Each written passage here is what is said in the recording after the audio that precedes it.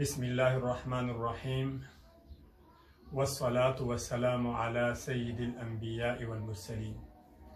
زه محمد هاشم دار الافتاء والقضاء پېښور فتوا آنلاین له طرفه ستاسو د سوالونو جوابونو پروګرام نمبر 8 پاټ کې حضرت مولانا مفتی غلام فرید حقانی صاحب سره حاضر یم او سامعینو تاسو ته په دې پروګرام کې هرکلی وایم.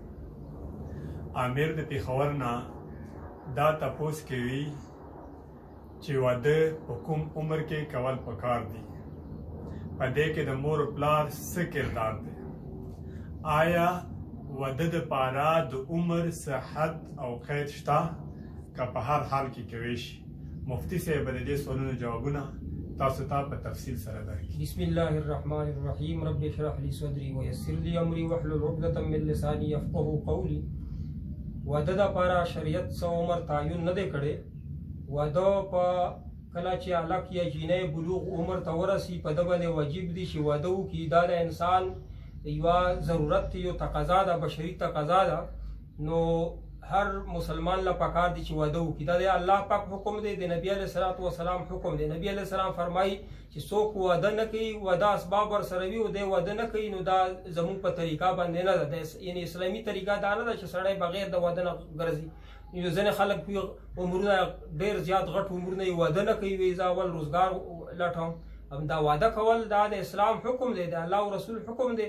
اول دا پوره کړه الله پاک. او ډېر خلک چې کله واده وکړي هغې نه بعد یې رزق هم الله پاک بډا وکړي. که خپل رزق هم د ده وي او دا کومه جینۍ کور ته راولي د دې رزق د ده کور ته راشي، دې سره رزق بډا وکړي. والدینو پکې کردار دا دی چې کله جینۍ هلک دواړه یا یو بلوغ ته ورسي نو ده باندې په مور او پلار باندې د اولاد 3 حقونه دي چې نوم پې اسلامي ږدي، ښه تربیت پې کوي. چې بلوغ ته ورسي بیا به د واده انتظام کوي.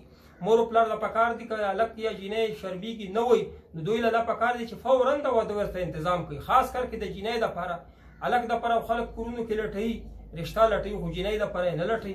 دواړو حق دی، د جینۍ هلک برابر حق دی په اسلام کې. جینۍ دپاره هم په کورونو کې ګرځه، رشته بهتري ده، رشته لټوه. واده نه کول نقصان دا دی چې کله تا ته لوږه ولګي او روټۍ درته نه میلوېږي، بیا په ډیران کې ګرځې ګندونه خورې. نو دارنګې دا بشري تقاضا ده چې ته واده نه کوې او تا له کله دغه تقاضا یعنې دا لوږه درته ولګي د واده، نو دا لوږه به د فحاشي او د معاشره خرابېږي. دې وجې نه چې غټ هلکان او غټې جینکۍ دي، وایي مونږ سبقونه وایي مونږ روزګار لټوي، نه بعد به ودونه کړو. معاشره یې خرابه کړه چې کله دوی ته ضرورت پیش شي نو بیا ضرورت غلطه طریقو باندې پوره کوي. نو اسلام ډېر ښکلی مذهب دی. هغه وایي چې واده وکړه چې ستا نیم ایمان مکمل شي. او واده دپاره چې الله پاک ته اسباب مهیا کړي او اسانه طریقه ده چې رسمونه رواجونه پکې ما کوه په اسلامي طریقه او که هېڅ قسم پیسې دې نه لګي. خو دې دپاره وظیفه نه بیا الله پاک قرآن کې ښودلې ده. څوک چې واده نه شي کولی یا ورته واده اسباب نه میلوېږي نو الله وایي چې دا وظیفه وایي. سوره فرقان آیت نمبر 74 کې الله فرمایي چې لمونځ نه پس 3 وارې وایي که هلک وي که جینۍ وي نو خپلې رشته ورته میلاو شي په زړه پورې باندې. ربنا هب لنا من ازواجنا وذرياتنا قرة اعين واجعلنا للمتقين اماما. په دې وظیفه کې مونږ غواړو چې یا الله داسې واده ماله راکړي چې ما په سترګې یخې شي. دا ډېره بهترینه مجربه وظیفه دی. د تلاوت ثواب به هم میلوېږي او شا ودني الله به ښکلی واده هم ورکړي. واخر دعوانا الحمد لله رب العالمین.